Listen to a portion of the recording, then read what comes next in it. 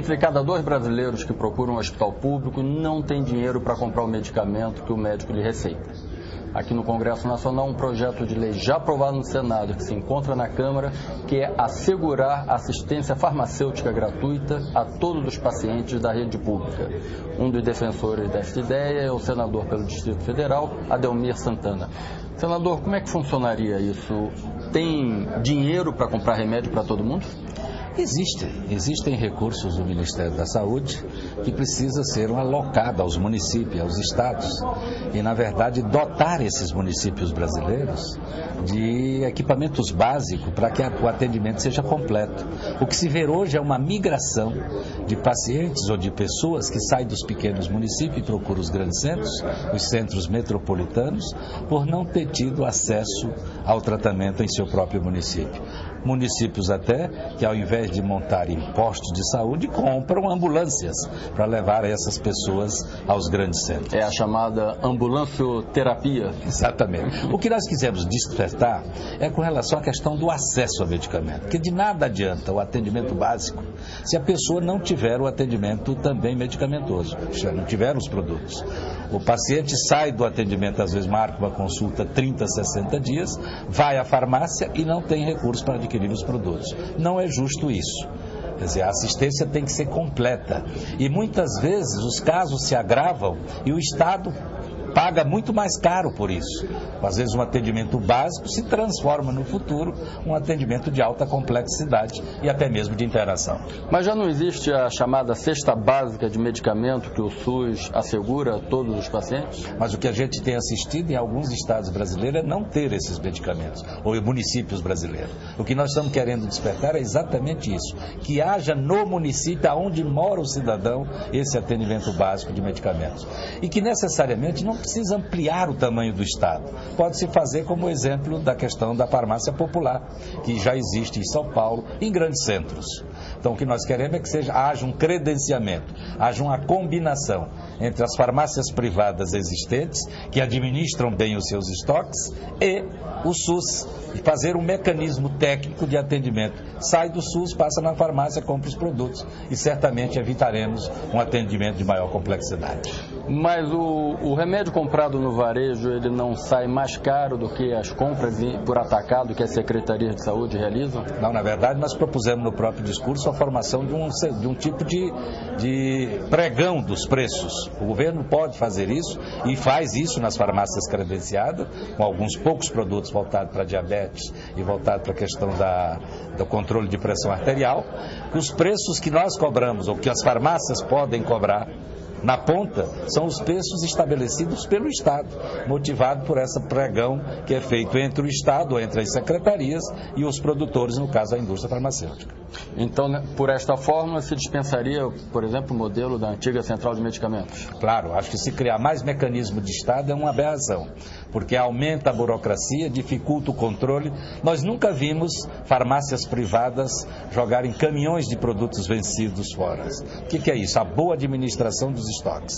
No entanto, nós tivemos exemplo na época da SEMI, o desperdício, jogar milhares de produtos fora, comprados sem necessidade ou comprados fora de uma realidade. O que nós queremos, o que nós suscitamos é a possibilidade do credenciamento dos postos existentes, postos que eu digo as pequenas drogarias, em pequenos municípios, aliada a uma melhoria do atendimento do SUS, com equipamentos melhores, de postos melhor equipados, para evitar a migração das pessoas na busca do atendimento nos grandes centros. Senador, recentemente a Controladoria Geral da União mostrou que 80% dos municípios brasileiros cometem algum tipo de fraude ou de irregularidade na administração do dinheiro público. O senhor acha que com essa sua política não poderia estar aumentando essa vulnerabilidade, haver uma nova porta para fraudes com vendas fantasmas de medicamentos, por exemplo? Aí é não acreditar na figura do Estado, né? Na verdade, se nós partirmos dessa premissa, daqui a pouco nós vamos deixar de ter recursos dirigidos a todos os municípios brasileiros, aos estados brasileiros. É exatamente para isso que existem os organismos controladores, naturalmente que isso passaria por uma ação do Ministério da Saúde, que já tem o controle, e quando eu falo, e da medida que eu falei nesse discurso, há uma inter-relação entre o atendimento através do SUS, que seriam os gestores e os credenciadores para esse atendimento, e a pessoa não vai simplesmente na farmácia comprar. Levaria a receita, os mecanismos técnicos, naturalmente, criariam como hoje existe nas farmácias credenciadas nos grandes centros. Você pega, vai à farmácia, compra, aquilo leva como se fosse um cartão de crédito. E a farmácia é acreditada pelo atendimento com o preço estabelecido pelo Estado. Uma outra proposta do senhor é a defesa de que os postos de saúde, que normalmente fazem um atendimento básico, possam fazer também atendimento de emergência, que é um pouco mais sofisticado. Como isso iria funcionar? Na verdade, o que nós estamos suscitando ao Ministério da Saúde é que faça com que esses postos do SUS, atendimento do SUS, seja um atendimento mais aprofundado, para, como eu disse, evitar o que está acontecendo nos grandes centros, como é o caso de Brasília. Aqui, por exemplo, nós recebemos do SUS o equivalente a 2,5 milhões de consultas ano, que é o total da nossa população. Entretanto, os atendimentos superam a 7 milhões de atendimentos, o que significa que essas pessoas vêm dos municípios vizinhos na busca de uma consulta médica, nem sempre com bons resultados, porque ainda ontem nós tivemos a oportunidade de ver, através dos veículos de comunicação, que havia falta de um produto tão comum, como é o caso do Buscopan composto, que tira dor. Se esse paciente recebesse a sua prescrição e tivesse a liberdade de ir numa farmácia credenciada, certamente na farmácia, por menor que seja ela, não faltaria o Buscopan. E essa migração de paciente, ela leva também uma deficiência estrutural na região que recebe, né? O senhor colocou que Brasília recebe por 2,5 milhões de consultas, mas é obrigada a pagar 6. 6, 7. 6, 7. E os 4 ou 5 milhões, quem cobre? Não há quem faça essa cobertura.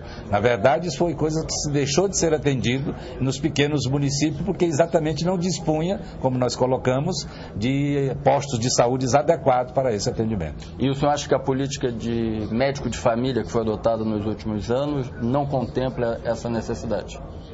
Sim, eu acho que sim, mas acontece que os médicos de família não têm, naturalmente, um posto de saúde devidamente equipado, como colocamos, para fazer um atendimento mais aprofundado. E as pessoas continuam vindo para os grandes centros na busca de atendimento de consultas em ambientes mais credenciados.